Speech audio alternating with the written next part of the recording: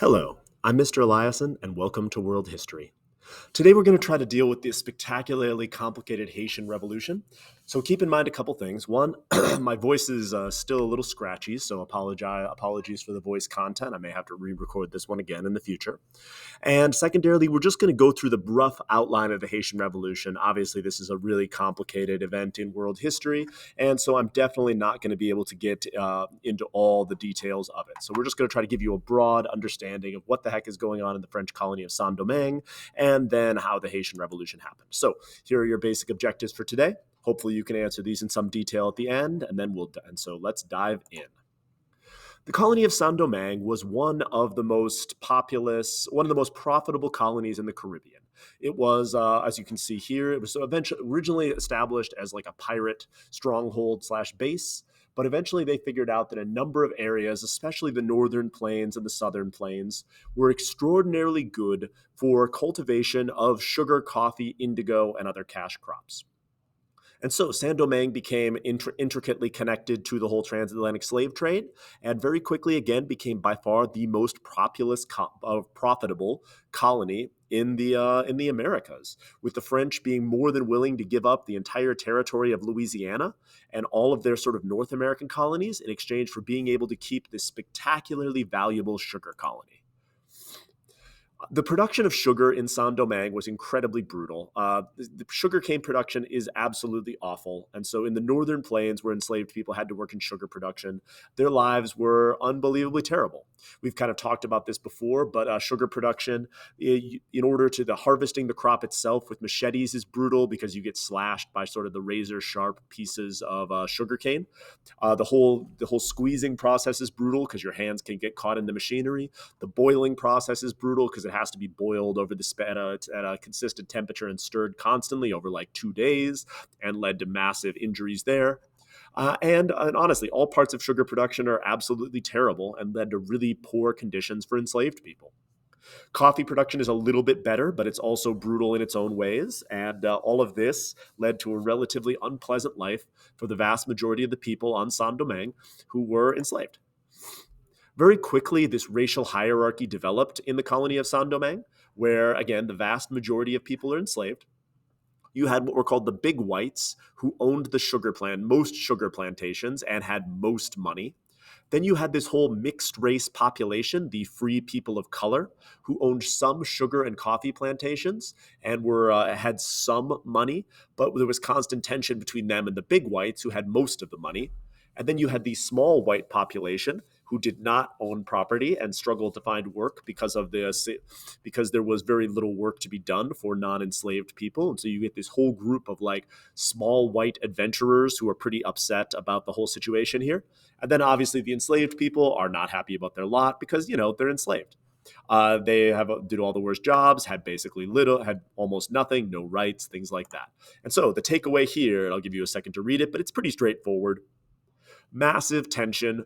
Every group hates the other for a variety of different reasons. There's massive jealousy here, and the colony itself is not a particularly pleasant place to live. This racial hierarchy, as we can see here, established right here, was one of the major problems. Is that the question is, where do all the various groups stand? Specifically, where do the small whites stand in comparison to the mixed race people and the free blacks? Because in general, the mixed race people and the free blacks have more wealth, have more prosperity, are generally more educated than these small whites. And so the question is, how much does whiteness get you in Haiti and Saint-Domingue? How important is your skin color versus how important is your economic status as far as where you fall in this whole hierarchy of economic, social, legal rights and responsibilities? And so in general, in the run-up to the French Revolution, first we had the Code Noir, which basically established a system of white supremacy. Under Louis XV, they tried to pass this law that banned free people of color from a lot of different jobs, positions, things like that. And then during the French Revolution, they passed the Declaration of Rights of Man and the Citizen, which had no sort of racial compartmentalization or hierarchy to it, and established that all French people are equal. And so Haiti is getting at the same time a racist apartheid system and a document that says that all people are free. And so there's a huge amount of disagreement, of course, depending on who you are, over which one of these documents should be the official position of Haiti. And so all of this is going to lead to a massive revolt of more or less everyone on the island trying to enforce their particular vision of what the society in Saint Domingue should look like. The first revolt comes from the small whites. When the Declaration of Rights of Man and the Citizen shows up, the small whites are absolutely outraged that people of color could be placed above them. And so they're going to go into revolt, seize control of the cities, and attempt to stop the Declaration of Rights of Man and the Citizen from being enforced. Governor Blancheland here is going to support this small right revolt. They're going to seize control of the Haitian capital of Cap Francais, or Le Cap, in northern Haiti, and they're going to attempt to make sure that the Declaration of Rights of Man and the Citizen is not widely promulgated and spread.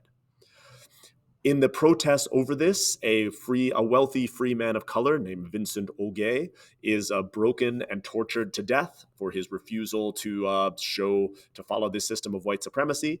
So this leads to a massive revolt of the free population of color, who rises up in attempt to defend the Declaration of Rights of Man and the Citizen.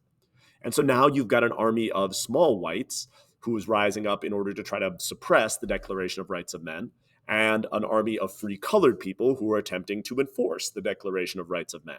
Both sides start to raise armies, start to recruit foot soldiers, and both sides discover that, of course, since 90% of the population is enslaved, we should be arming the enslaved people and letting them do our fighting for us, which, of course, seems like an amazing plan that could not backfire and has no potential downsides.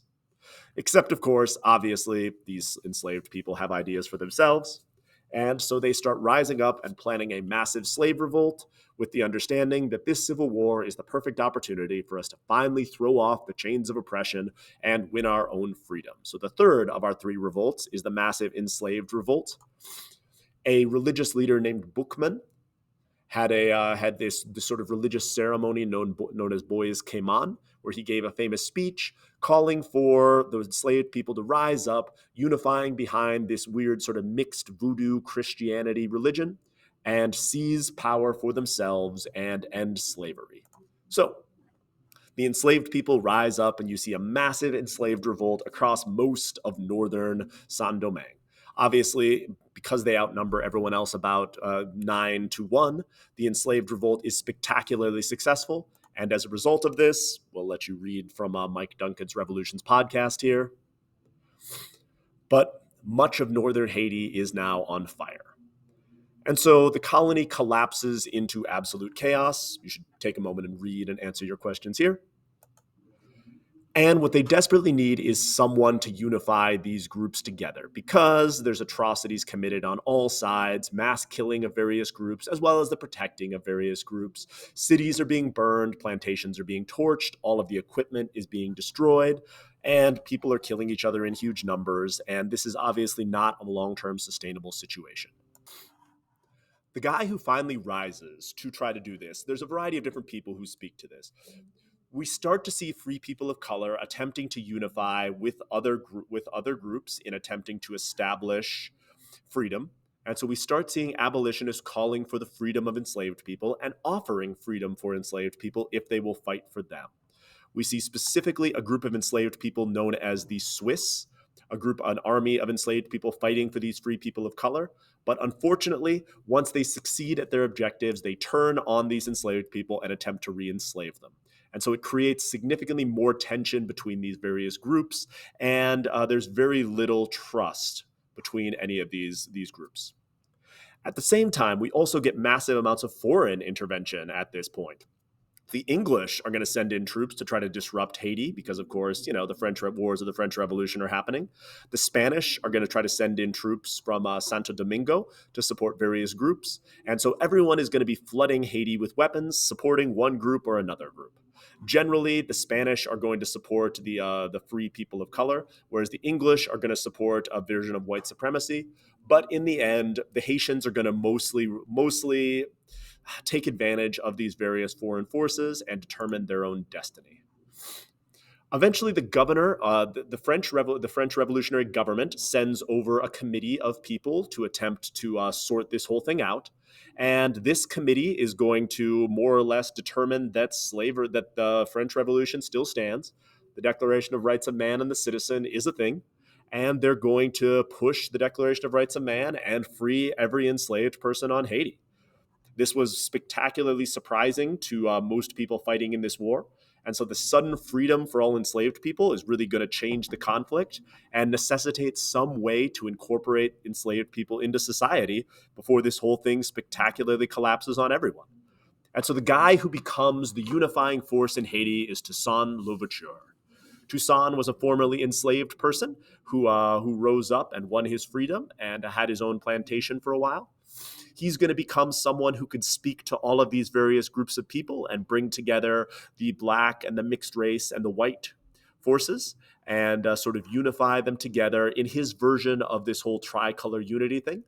His main lieutenant is going to be a guy named Jean-Jacques Dessalines, who's going to be his enforcer and the leader of his troops in the field. And he's going to become the heir apparent to this whole Haitian revolution thing. He becomes the sort of the general and the president of this movement, and pretty quickly he's going to be able to consolidate power by offering freedom to enslaved people, creating this massive army, and seizing control of the entire island of Saint-Domingue. When he contacts the French, he basically establishes that the whole independence for Haiti and the abolition of slavery at this point is accomplished. It's a fait accompli. And if the French try to reestablish slavery in Haiti, quote, "We have known how to face dangers to obtain our liberty, and we shall know how to brave death to maintain it." Pretty quickly after seizing power, Toussaint Louverture and André Rigaud have a civil war. André Rigaud is a mixed race person who controls sort of the southern plain. And so the War of Knives is much more a political fight between Toussaint and Rigaud. Toussaint is going to win this war mostly because of the support of Dessalines, and Rigaud is going to have to flee the island, and Toussaint is going to be left as the undisputed master of this new thing, which is still technically part of the French Empire, but also sort of not, called Haiti. Toussaint, once he seizes control, is going to attempt to establish a government, and unfortunately for everyone, he's going to double down on the whole returning people to their plantations thing. So slavery is not going to be a thing, but they're also not going to redistribute land to enslaved people, and instead they're going to set up a system of debt peonage, whereas enslaved people are going to be more or less tied to the land, except now they're going to be referred to as cultivators as opposed to enslaved people. So here's the constitution that Toussaint authors for Saint-Domingue. You could take a moment, read, and answer questions. You can see a couple key components here, of course. Slavery is gone. Toussaint Louverture is president for life, and the cultivators are going to get some revenue for their work. But at the same time, he's going to return harsh punishments, force people to labor in these fields, and is going to tie them to their plantations in a way that is not technically slavery, but certainly for a lot of people doesn't feel like freedom. So take a minute and pause and read this. And so the unhappy reality is that Toussaint's Haiti is different from French Saint-Domingue, but not that different. And it's at this point that Napoleon has now seized control of France, and the French army is going to return. Napoleon is going to try to reestablish slavery on the island of Saint-Domingue and reassert control over this colony, sending a guy named Leclerc to attempt to recapture Saint-Domingue. He's going to bring with him veterans of the Napoleonic Wars, and so you've got these incredibly well-trained French troops that the Haitians more or less realize they can't defeat in the field. And so the French are going to seize control of most of the major cities. They're going to trick Toussaint Louverture into a meeting. They're going to capture him. They're going to accidentally burn Cap Français, Le Cap, to the ground. And they're going to form an alliance with Henri Christophe to attempt to reassert control over the island. And so Toussaint is going to be captured. He's going to be exported to France, where he's going to die in captivity. But Dessalines is going to carry on fighting using guerrilla tactics, holding forts in the mountains, launching surprise attacks, and delaying the French as much as possible. Dessalines' forces are going to start being relatively effective. He's got a pretty well battle-hardened force at this point of Haitians. And although they can't fight the French on the open field, they certainly can launch surprise attacks, can whittle down French numbers, they can hide much more effectively, they know the local terrain. And so all the things that stymie Napoleon in the Peninsular War are also going to stymie him in the attempt to recapture Haiti. Here's Leclerc's letter to Napoleon, which is pretty horrific. He eventually decides that genocide is the only path, and so he's going to start mass executions of rebels, which, of course, is going to just create more sympathy for the rebels and more support for this movement. And in the end, he's going to fail to suppress the revolt. These harsh tactics are not going to be effective. The Haitians are simply going to be able to raise more troops, and yellow fever is going to start taking a massive toll on the French numbers, significantly diminishing them and preventing them from, and basically necessitating bringing new troops in, which then, again, die of yellow fever. So with the French defeated, Dessalines is now going to issue the Haitian Declaration of Independence, so pause and read. It's slightly different from any Declaration of Independence we've read so far.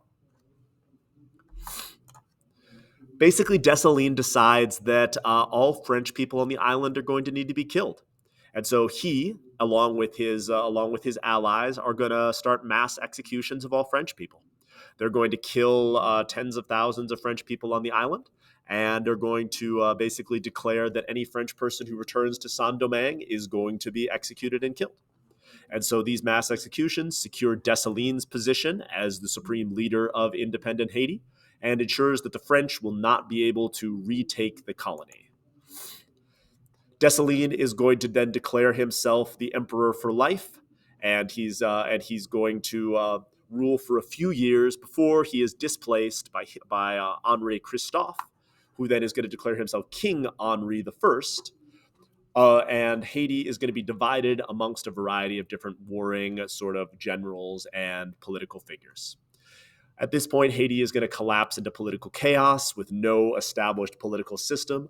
Coups and counter coups are going to be common, and Haiti is going to really struggle to establish an independent government, which is something that we're going to see is going to be pretty common amongst these newly independent American countries. Eventually, what we get is Henri I in the north, and we're going to get the Kingdom of Haiti in the north, a Republic of Haiti in the south. And in the end, both governments are going to strike their own deals with France, basically paying for their freedom and recognition. This massive debt is going to shackle Haiti for the next several generations. And massive debt payments are going to prevent the Haitian government from really using money for much else. They're going to struggle to establish infrastructure, to run an effective government, or any of those things. Haiti is also going to be economically isolated from the rest of the world. The United States is not going to recognize or do business with them. And so Haiti is going to become a pariah state, isolated from most other countries economically, politically, and socially. And this is going to really contribute to a lot of the problems that Haiti has today, is that the lack of recognition means that they're not going to get economic advantages or political advantages. It's going to lead to massive poverty and instability. And eventually, the United States is going to start intervening once we get into our whole period of big stick diplomacy. But that's a story for another day. So for right now, here's independent Haiti. It is an independent country. There is no slavery there, but there are a series of political and economic problems that continue to exist. So hopefully you can answer these questions in some detail and could make sense of all the primary sources. Next time, we'll dive into Latin American revolutions and Simón Bolívar. But for now, thank you for listening.